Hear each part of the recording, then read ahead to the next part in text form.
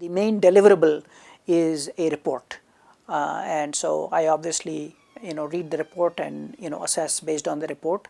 Again, I provide the group direction in terms of what I'm looking for in that report.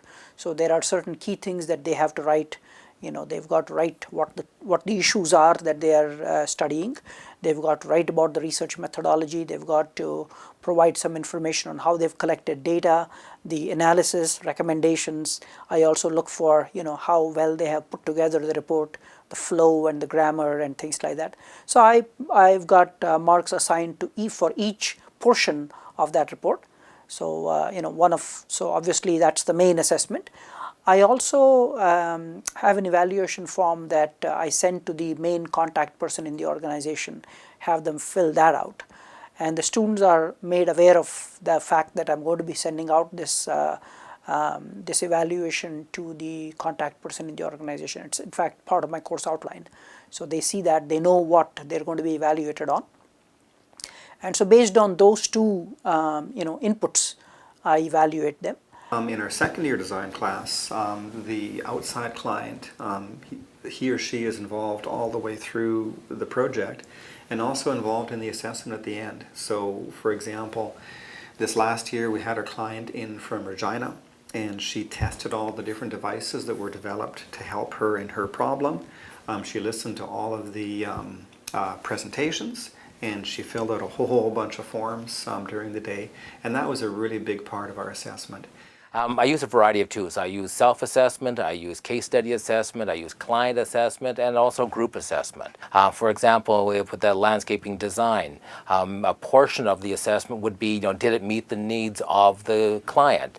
Did they incorporate the knowledge that they gained from the course into the needs of the client? Was the client satisfied with the design? Did they interpret the knowledge in a unique and interesting way that so that they meet their needs, meet my needs, and meet the needs of the client?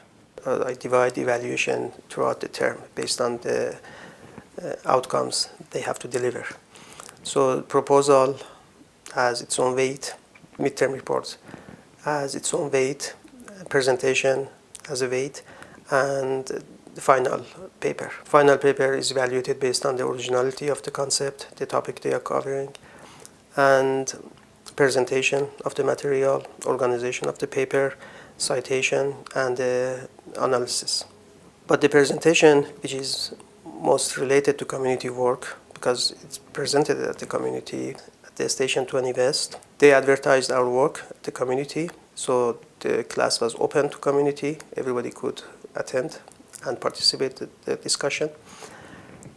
And also I had a jury to evaluate the students' presentations. The jury included faculty members from other disciplines as well as community members. So in the past I had CEO of a renewable energy company or an environmental activist. The evaluation was 50-50%, so 50% came from the colleagues, students, audience, and 50% from the jury. In terms of our fourth year design class, this is something we just put in place a couple years ago, where we have a meeting at the very, very end of the project. So, we get the students talking to the client, and then they go over and they try to solve the thing, and then they put together a report and they put together a presentation, and at the very end we have we call it a client follow-up meeting, and the client gets together with the project group and with a faculty advisor and basically says, well, how did it go? These are the good things about how you dealt with the client and how you dealt with the project. These are the bad things that you did in terms of dealing with the client and the project. And that's also part of the formal marking of the project. In terms of the Community Researcher Forum, or the final end event that we host where students and community organizations come together and students present their findings and they discuss them, there is a self-reflection statement that students have to write following that event, where they think about and reflect on their own level of engagement in that event or in the project as a whole, and what they took away from that community engaged experience. And then I grade that self-reflection statement based on the level, not for content, but it's for the level of reflection that they have had. How much have they really thought about it, and how much did they actively seek to engage in that experience.